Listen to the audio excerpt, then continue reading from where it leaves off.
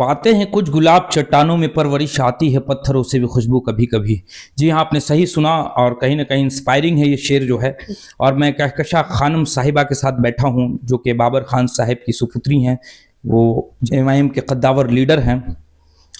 और मैं आपको बता दूं कि ये बच्ची बज़ाहिर देखने में बहुत कम उम्र की लग रही है लेकिन काफ़ी मैच्योर है और अभी इलेक्शन में उतरी है। मानगो नगर निगम के चुनाव में ये वार्ड नंबर 25 से पार्षद के लिए उठी हैं।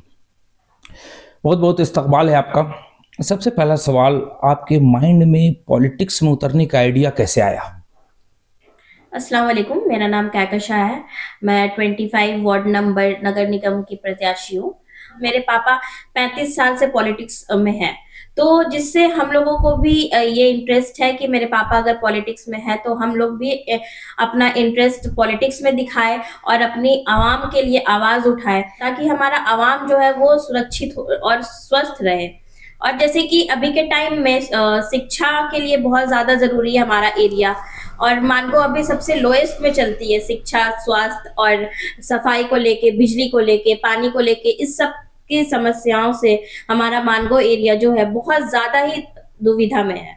तो इसलिए मेरा जो दिमाग है वो पॉलिटिक्स में आया, ताकि मैं एजुकेटेड हूँ तो मुझे पता है कि किस किस चीजों से हमारा जो आवाम है अभी परेशान है। बीइंग गर्ल, अगर आप वार्ड पार्षद बनती हैं तो लड़कियों के लिए क्या खास कुछ आपके दिमाग में आइडिया है कि उनके वेलफेयर के लिए, उनके ग्रोथ के लिए आप कुछ कर सकें? बिल्कुल, मैं वुमेन एम्पावरमेंट पे भी काम करूंगी, क्योंकि अभी के टाइम में बहुत सारे ऐसे गरीब बहनें हैं, बहुत सारी ऐसी गरीब बेटियां हैं जिनका जो है सोर्स ऑफ इनकम बहुत ज्यादा कम है, जिसके वजह से वो लोग काफी परेशान है।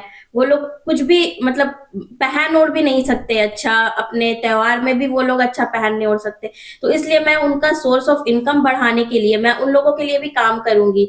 जैसे कि अब कढ़ाई सिलाई हुआ, और भी बहुत सारे ऐसे जॉब है जो मैं उनको दिलाने की अपनी पूरी सहायता करूंगी। आप इस लोकेलिटी में रहती हैं, आपको क्या क्या मसले और मुद्दे इस एरिया में नजर आते हैं?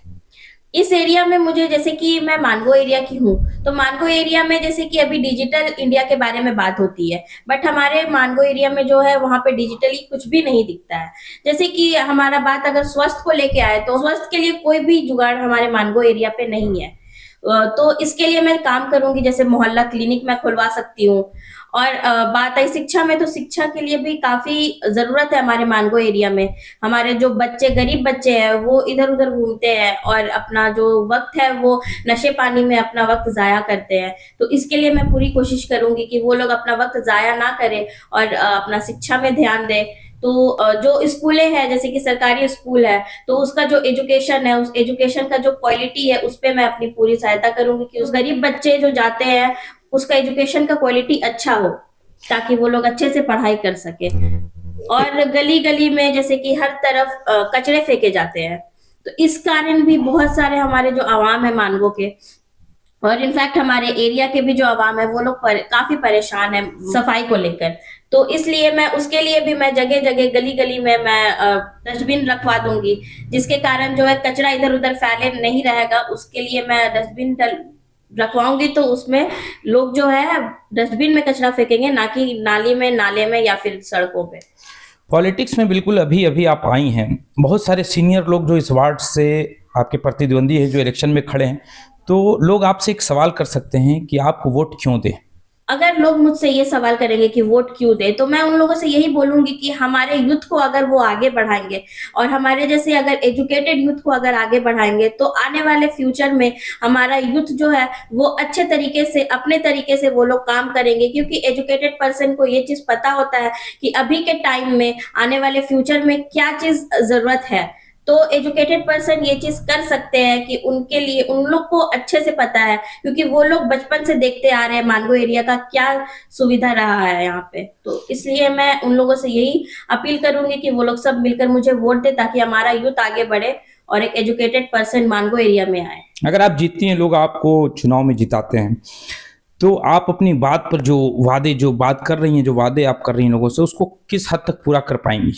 मैं तो जो भी वादे कर रही हूँ और मेरे अल्लाह देख रहे हैं, मैं जो भी वादा कर रही हूँ मैं इंशाअल्लाह ताला वो सारा वादा पूरा करूंगी। और अगर मैं इस वादे से अगर मैं नहीं कर पाई तो लोग आकर पॉइंट आउट कर सकते हैं कि मैं ये काम नहीं कर पाई हूँ, मैं अपने एरिया के लिए ये काम नहीं की हूँ। तो मैं क्या है कि अगर मैं वो काम अगर नहीं करूंगी जो मैं वादे कर रही हूँ तो मैं तुरंत इस्तीफा दे दूंगी। यहाँ के लोगों से कितनी उम्मीद है कि आप पर भरोसा जताएंगे और आपको भारी से भारी मतों से विजयी बनाएंगे? जैसे कि मेरे एरिया से मुझे पता है कि मुझे सारे अवाम मुझे जो मेरे एरिया के अवाम है वो लोग सब मुझे सपोर्ट करेंगे और मुझे भारी मतों से जिताएंगे, क्योंकि वो लोग सबको पता है कि हमारा यूथ अगर आगे बढ़ेगा तो एजुकेटेड पर्सन अगर आगे आएगा तो वो लोग का जो एरिया है वो अच्छा बन पाएगा।